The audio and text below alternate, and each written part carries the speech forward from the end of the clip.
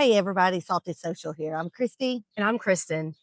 So we are visiting Eugene Raffield today out here at Raffield Fisheries in Highland View. We are, and we're going to go inside and get some information about Aqua Ag, which is the seafood industry. And we're going to get a great history lesson about the city of Port St. Joe. Yes, next visit, hopefully we're going to do a whole tour of the fisheries, but today his knowledge, what he is advocating for the aqua agriculture is amazing what he's doing right now. He's just a very how many I think six generations? Eight. And is it eight? Okay, thank you very much. So yeah, we're just going to go in here. This episode, just know it's going to be a long one. Eugene likes to talk like we do. He does, but the information is eye-opening about how to keep our bay beautiful, how to support fishermen, and how and fisheries and what they bring to our food supply. Like he's going to tell you, protein, we all need it. And what, not necessarily just our babe, but this is, his everything in the industry of pretty eye-opening. It is, think of farming, think of our farmers, which he'll speak about that, but think of it on the other end, farming out here in our waterways and how important it is to us. So stick with us on this episode. It's a long one, like we said, but it's so informative. We'll think you'll appreciate it. All right. We'll see you in a minute. See you in a minute.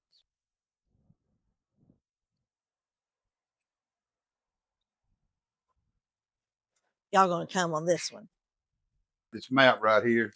So it's one of the first real true maps of St. Joe Bay that was documented. This was done by L.M. Powell in April of 1841. And it shows you the first city limits of St. Joseph right here. And this was the Florida's first steam locomotive railroad that went right through Oak Grove. That's where they unloaded the ships here. And if you look at every one of these marks from this compass reading, this is where the sailing ships would lower down a lead and fathom to tell you how deep the water is. But you can see how natural the water from St. Joe Point all the way to Eagle Harbor. And Black's Island was named on this map Inch Keith. Inch Keith? That's the name of it. And this is the map that would later on in the Civil War, they would use, the Union troops would use this map to determine how to get to the channel area where they could come in this area here and fire the cannons and blow up the salt works. The old salt works. So that's why the salt work cabins that are over there. That's where the old. That's where the old. That's correct. That's the old salt works. So if you look, this channel right here, the Kingfisher was the name of the boat. Came in here and shot the rifled rounds of the cannon deals in here and blew all that up and I think killed a few people. But Mr. Dave Maddox gave me this map. I made a copy of it, so I'm real proud of it. This lets you know the depth of how one of the natural deepest harbors in Florida is right here in St. Joe Bay. They went all the way to the head up there. Yeah, if you look how much land was here back in the day. All this is gone. So we're beach renourishment today back in this area here. But look at how much land's gone. That's where the original lighthouse used to be, right up there. There was a lighthouse here. There's actually one here on the point at one time. Right, oh, really? There was a lighthouse here.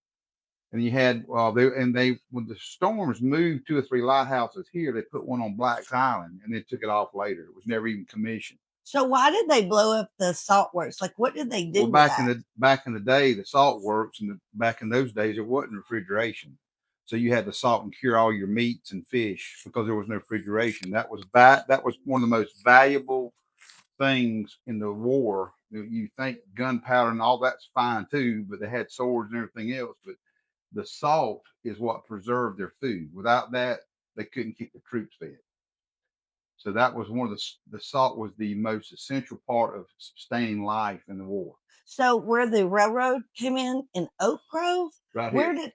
Where is that at today? Where can I relate? I can go show you, pinpoint, show you. I've got some old. I've actually got in my home. I've got a mantle that was part of the old railroad in 1838, some spikes and everything with it. A lot of history here. So this railroad here went all the way to Depot Creek. Yep. And a few years later, they found out because of the river system, it didn't have enough draft for the boats that kept getting stuck. So they went back and took the track back up and went by the other side of the high school and took a left and went all the way to Weewaw Hitchcock to Iola Landing. That was your second place. Okay.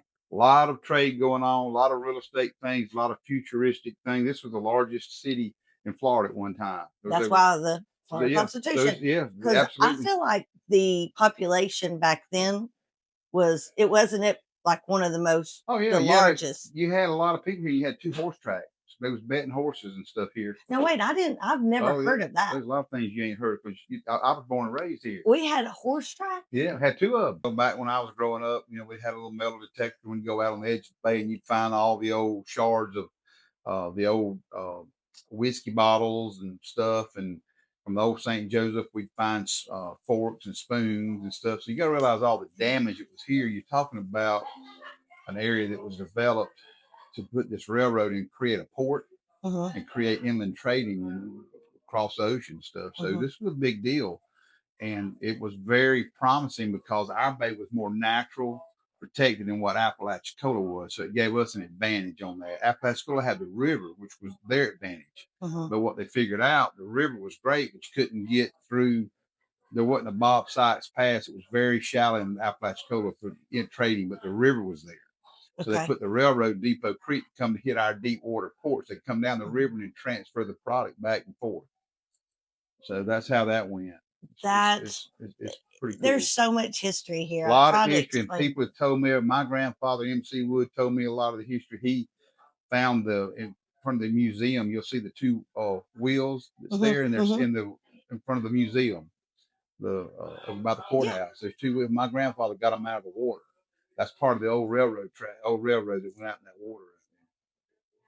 I remember seeing those signs when I worked for St. Joe. A lot of history, and y'all been to the museum out here? I have, and that is on our next stop. I would definitely go. That will give you some of the same stuff I'm telling you. Some things that you know that a lot of people have found building homes all around Oak Grove and stuff, digging in their yard, old pieces of the beautiful china plates and stuff. That's what I've heard. Right. Oh yeah, a lot of that, and it was a very promising boom town coming. And then you had I'm not sure which order. There's a book called The Great Tide. It's pretty definite about what what went on. But the governor's wife died here with yellow fever. They had a mass grave over here somewhere. To this day, they still don't know where that's at, but we have an idea where it's at. But it was like almost 9,000 people in 3 months died here. Is that when that they took a lot of the homes back from here over to Apalachicola? I heard that. Now that was I heard I heard there was 7. I heard there were 9 homes that were put on barges here and floated back to Apalachicola and put back over there. And that's what I've heard.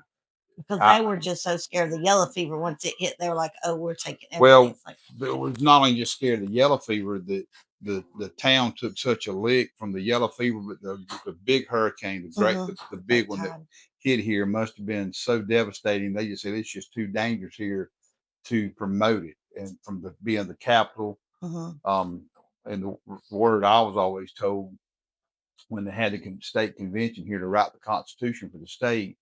And they realized at that particular time it was just this was not going to be the location. So they made their decision in Port St. Joe, of my understanding, to have the horseback riders from Jacksonville to Pensacola and travel towards each other. And wherever they met, that's where they drive the stake in the ground. It was Tallahassee. And that's how Tallahassee became our capital.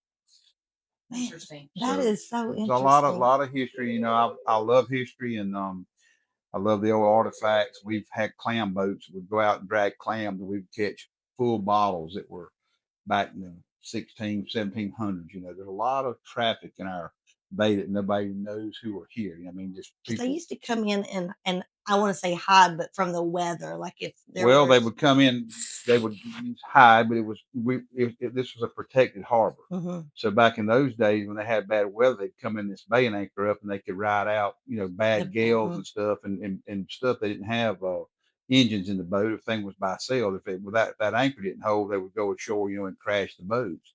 But at one time there was hundreds of boats coming to this bay, unloading at this pier off of Oak Grove. It was I think out there on the end of that, we estimated with the clam boats somewhere between, they had 18 to 19 foot draft of water. That's how far went out into the bay. So all the pictures that I assumed, we shouldn't have done that, that I thought was across the street from the port in the railway, that actually was on down in Oak Grove. Yeah, right there. You know where Jay Rich's house is? Yes. Right here on that side. That's where that track ran out into the water where the railing is. Yes. It went all the way out there about into 19 foot of water. And to this day, there's still some old pilings and rocks. The old those boats would bring ballast stones in their bottom of the boats, keep the boats from tilting for ballast. Hmm. So a lot of the boats would come in, they would throw the rocks overboard, take on the cargo. So we have piles of ballast rocks all in the bay. That's where those ships would throw them overboard to lighten their load to take on cotton and stuff like that. Because we were a big cotton. We That's kind of right. Had a cotton going in from cotton. South Georgia Mhm. coming down here. There's a lot of history about how it got here. And the river was your I-75. It was your corridor of bringing products from up Mhm. north, South Georgia, and into this area. So it's just a unique piece of history that's still there.